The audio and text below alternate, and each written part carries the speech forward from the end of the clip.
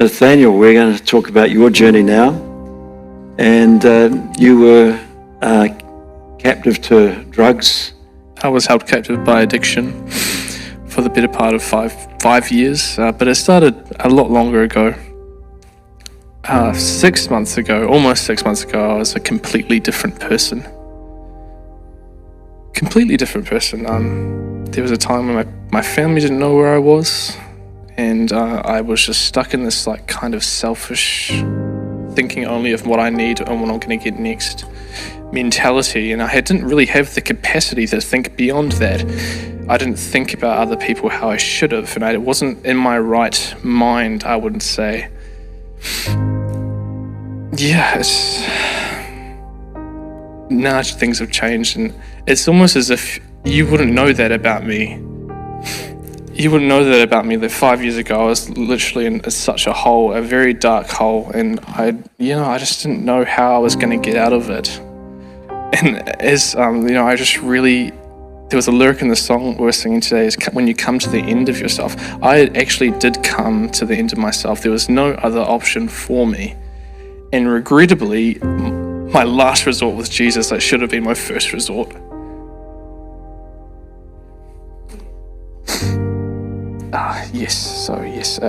So I've come out of 10 years of just sleepwalking and not stepping into myself and not really knowing myself, because my identity in the world is so vastly different to the identity I'm coming to discover now.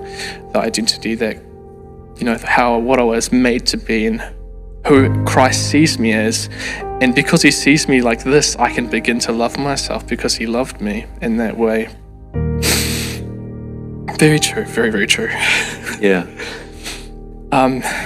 Yes, so where it all started was probably about 10 years ago. I was quite ambitious after leaving high school, and I thought I knew who I was.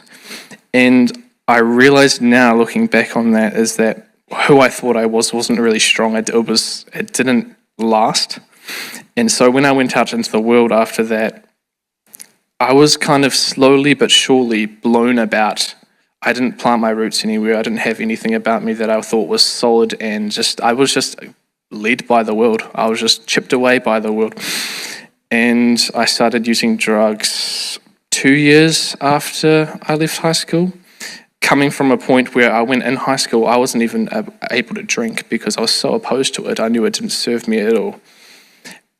And so I just opened one door, I opened that door, and there was a pain that came with that, because it's like I'd fallen from the person that I was. So there's that loss of identity that really affected me, and I tried to find my identity wherever I could, wherever the world took me.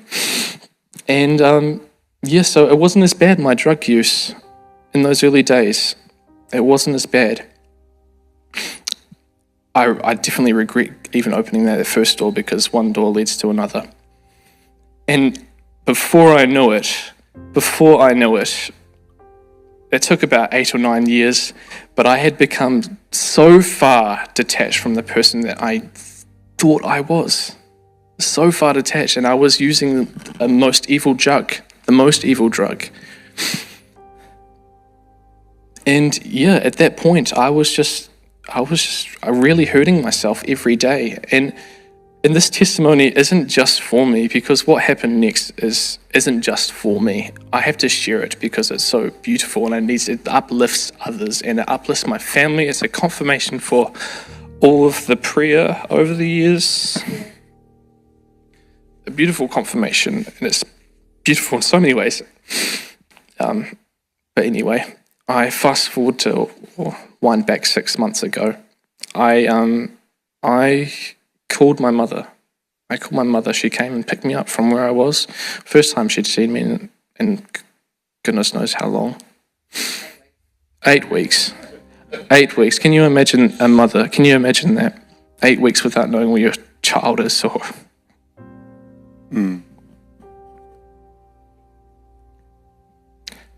Yes, and like I said, Jesus was my last resort, and I really regret it. I wish he was my first resort. I really wish he was.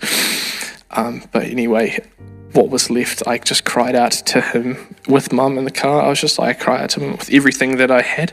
And I'm so lucky that I had the instinct to do this. And this comes from my family who are Christians and who believe, and they have always planted the seeds in me. So I'm incredibly thankful for the fact that I had the instinct to cry out to God. With all of that, it was with all I didn't even realize I had those words inside me. And then I cried out, and he met me. He came and met me. And it was a kind of a process of about 2 weeks, my deliverance. In the first session I had with Pastor David and Pastor Denise, I was just like open for anything. I was just like, yeah, okay, you can pray over me, that's fine. I was quite opposed to Christianity in the last 10 years. I was very opposed, but I just felt like let it go and put it into your hands.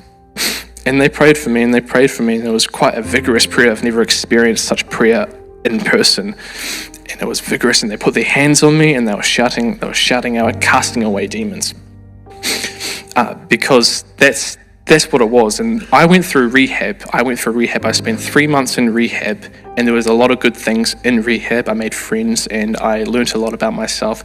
But there's 2 reasons why I failed, and the first reason is because I didn't actually acknowledge it as a spiritual disease addiction. I didn't acknowledge the spiritual aspect of it. And the second part is because I wasn't going for myself. I was going because I was tired of all the sad faces around me when I walked in the room. So I went there, I gave it a good shot, but I wasn't doing it for myself. And that's why it inevitably failed. And now back to Jesus. I really just wish I went to Jesus straight away, because it just trumps every kind of thing that the world can provide to try and treat addiction. And you just attend to it as if it's a spiritual disease. And the second I did that, I had an encounter with God's love, and it's been so transformative ever since. I remember I was in my room at my grandparents' where I'd been staying for the last 5 years on that day, and Grandma and Granddad remember this day very well. I was literally, something was happening to my body. I was spewing out something was coming out of me. It was very, very intense. And ever since that day, it was different. I wasn't in the life of addiction. I had done periods of cleanliness in my life for a few times, but this time was different because I met Jesus, and I understand his love, and I met his love, and it's just amazing. It's just amazing. Ever since that moment, it's just been a transformative and meaningful experience. My heart has been realigned where it needs to be, and I actually have a heart for others now. I actually think about others and think about how I can help others. That's not something that I did in my addiction. It was all about me. It was all about me and feeling good, my gratification. And now I think about other people, and I have such a heart for people now. And I really, thank you. And I really resonate with Mark and Andrew's testimonies. Especially Mark when he said, I'm not an emotional person, this is new to me. I haven't cried in like 10 years, and now I'm crying essentially every night. I'm crying every night, and it's not a bad thing. I'm enjoying having emotions, I'm enjoying having feelings. I'm enjoying having my heart in the right place. Wow. So good. So good. Hey, that's awesome. So what's life like now for you? It's getting better and better. I can't believe 6 months ago, I wouldn't have even dreamed of the idea of being in a church or stepping foot in a church. And here I am at the extremity, actually singing on stage in the worship team. It's a very dramatic change. It's very dramatic. It's miraculous. And what's funny is it's actually a miracle what happened to me. He took my addiction away. He took it out of me. Physiologically, there is no cravings. There is no withdrawal symptoms. Psychologically, there's the things that accompany addiction, such as anxiety and fear and shame and guilt. Those things that had a hold on me for so long, they're just gone.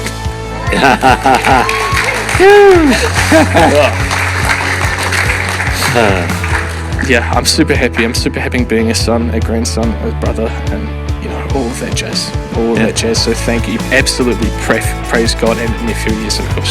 So one of the things that Nat said to me recently was that one of the side effects of him coming to be in a more normal state was that he was starting to enjoy the fact that family and friends actually wanted to be around him and actually wanted to know him. When he was in his addiction and when he was bound by that, people avoided him. People didn't want him in their lives. And now he's very popular. I wouldn't quite say popular, but no, I'm happy. I have friends. I've got people now. Yeah, but it's just great. So thank you. Thank you very much.